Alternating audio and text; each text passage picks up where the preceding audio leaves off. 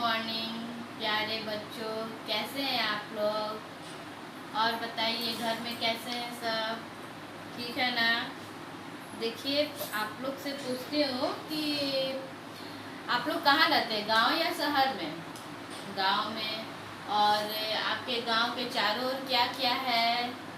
खेत है, तालाब है, पेड़ पौधे, स्कूल है, सड़क है।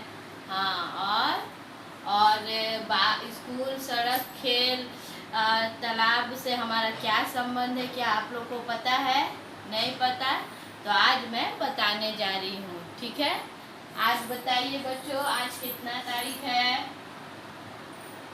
हाँ, ये कौन सी क्लास है, 6, ठीक है। और विषय में क्या पढ़ाऊंगी, भूगोल। भूगोल का मतलब सभी लोग जानते हैं। भूगोल किसे कहेंगे या भूगोल का अर्थ क्या हुआ, नहीं जानते तो बताती हूँ भूगोल का मतलब क्या होता है। भूगोल का मतलब होता है, भू मतलब पृथ्वी और गोल मतलब गोल। पृथ्वी गोल है जिसका हम लोग आंतरिक, पृथ्वी के आंतरिक और बाह्य का अध्ययन जिसे हम करते हैं वो भूगोल में आता है। समझ में आए। बाह्य आंतरिक जो हम लोग पढ़ते हैं, जिसके बारे में जानकारी हासिल करते हैं, उसे हम भूगोल कहते हैं, ठीक है। और मैं आज आप लोग को पढ़ाऊंगी हमारा पर्यावरण। क्या पढ़ाऊंगी, हमारा पर्यावरण पढ़ाऊंगी आज। पर्यावरण का मतलब आप लोग समझते हैं, पर्यावरण किसे कहते हैं या पर्यावरण कैसे बनता है। पर्यावरण बनता है, पर्यावरण दो शब्दों से मिलकर बनता है। पहला होता है परि और दूसरा होता है आवरण। पर्यावरण दो शब्दों से मिलकर बना होता है। परि मतलब चारों ओर, और आवरण मतलब घिरे हुए। घिरे हुए तो परि मतलब चारों ओर और आवरण मतलब घिरे हुए। मतलब चारों ओर जिन सजीव निर्जीव वस्तुओं से हम लोग घिरे हुए हैं, उसके चारों ओर जो घिरे हुए हैं उसके चारों ओर रहने वाले सजीव चाहे निर्जीव जो वस्तुएं होती है उसे हम पर्यावरण कहते हैं। वो पर्यावरण के अंग आते हैं। परि मतलब चारों ओर और आवरण मतलब घिरे हुए। घिरे हुए जिन वस्तुओं से हम लोग घिरे हुए होते हैं उसे हम लोग पर्यावरण कहते हैं। पर्यावरण का डिफिनीशन बोले तो परिभाषा हमारे आसपास वातावरण जिसमें सभी प्रकार के जीव, नदी, तालाब, पेड़ पौधे होते हैं, जिसमें सभी जीवधारी जीवित रहते हैं, उसे हम पर्यावरण कहते हैं। आई बात समझ में।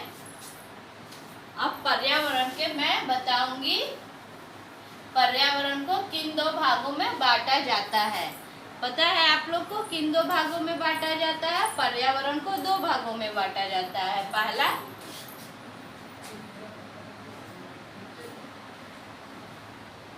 पहला सामाजिक पर्यावरण,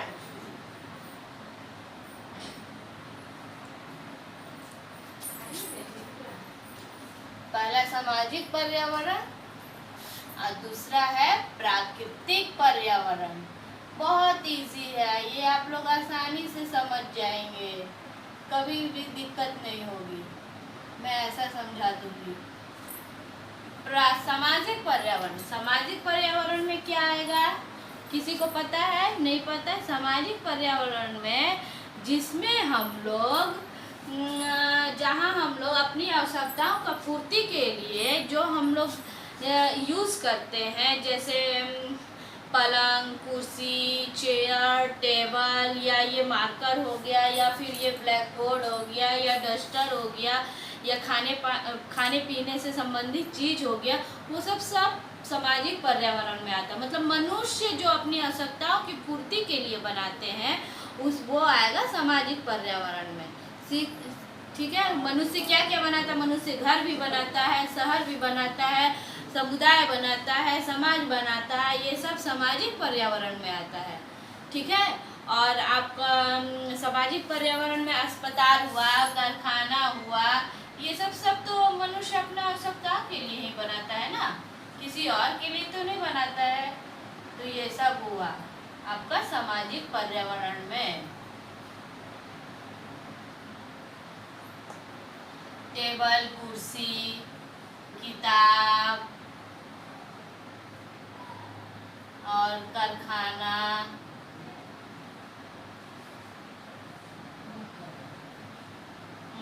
भोजन भी कहेगा तो होगा, कहेंगे तो होगा। ठीक है। बहुत सारी चीजें हैं जो हमारे आसपास है और जिस घिरा हुआ है, जो सामाजिक पर्यावरण में मतलब मनुष्य जो बनाते हैं उसे ही सामाजिक पर्यावरण कहते हैं। बहुत सिंपल सा बात है। और प्राकृतिक पर्यावरण में क्या, प्राकृतिक पर्यावरण जो हम लोग नहीं बनाते, वो ईश्वर बनाता है। प्राकृतिक पर्यावरण जैसे हवा हुआ, हवा तो हम लोग बनाते नहीं है। प्रकाश, जो सूर्य का प्रकाश आता है, वो भी हम लोग नहीं बनाते हैं। और ध्वनि जो हम लोग सुनते हैं, ये सब तो प्राकृतिक का देन होता है। जैसे मतलब जो ईश्वर दिया, आप लोग के शब्दों में कहें जो भगवान दिया है, उसे हम लोग प्राकृतिक मतलब पर्यावरण में रख देंगे। पेड़ पौधे, जीव जंतु, ये सब किस में आया, प्राकृतिक पर्यावरण में।